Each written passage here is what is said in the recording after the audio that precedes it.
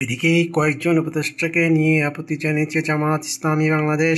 প্রধান উপদেষ্টা অধ্যাপক মোহাম্মদ ইউনূস স্যারের সঙ্গে বৈঠকে কয়েকজন উপদেষ্টা নিয়ে আপত্তি জানিয়েছেন বাংলাদেশ জামায়াত ইসলামী। তবে তারা ইসলামের নামধারী হলেও তারা প্রকৃতপক্ষে ইসলামকে মনে প্রাণে ধারণ করেন না। এই বিষয়ে বিভিন্ন মতামত রয়েছে। যারা হক দাবা রয়েছে তাদের পক্ষ থেকে জামায়াত ইসলামীকে ভোট না দেওয়ার ব্যাপারে বিস্তারিত আলোচনা করেছে বিভিন্ন সোশ্যাল মিডিয়াতে।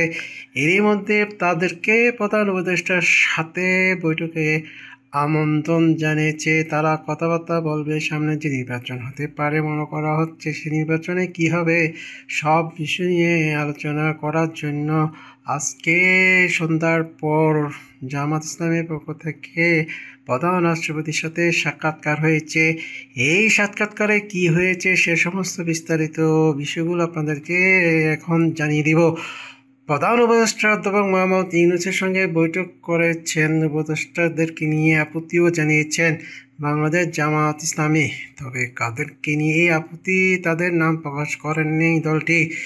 এদিকে আজ বুধবার সন্ধ্যায় রাষ্ট্রীয় অতিথি ভবন যমুনার প্রধান উপদেষ্টার সঙ্গে বৈঠক শেষে জামায়াতের নায়েবে আমির সৈয়দ মোহাম্মদ আবদুল্লাহ তাহের সাংবাদিকদেরকে বলেন, যারা উপদেষ্টা তাদের ব্যাপারে বলছি, সরকারের ব্যাপারে নয়।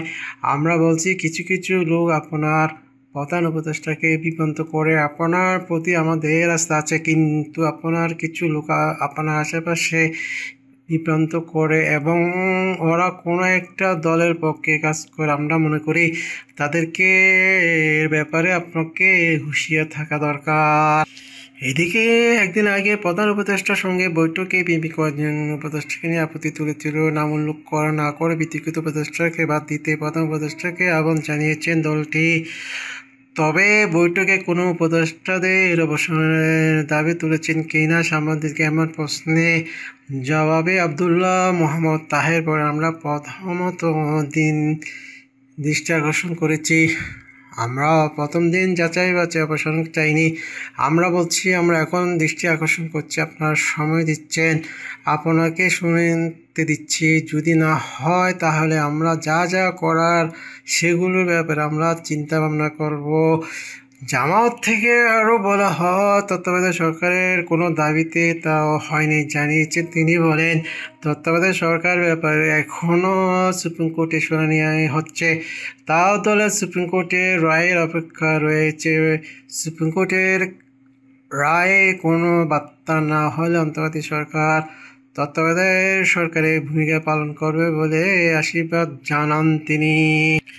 এদিকে জামায়াত ইসলামীর দাবি পরিপ্রেক্ষিতে প্রধান উপদেষ্টা কি বলেছেন এমন প্রশ্নে জামায়াত ইসলামীর এই নেতা বলেন, প্রধান উপদেষ্টা বলেছেন যে উনি এগুলি নিয়ে গভীরভাবে চিন্তা ভাবনা করছেন এবং যেটা করতে হবে সেটা উনি করবেন ইনশাআল্লাহ।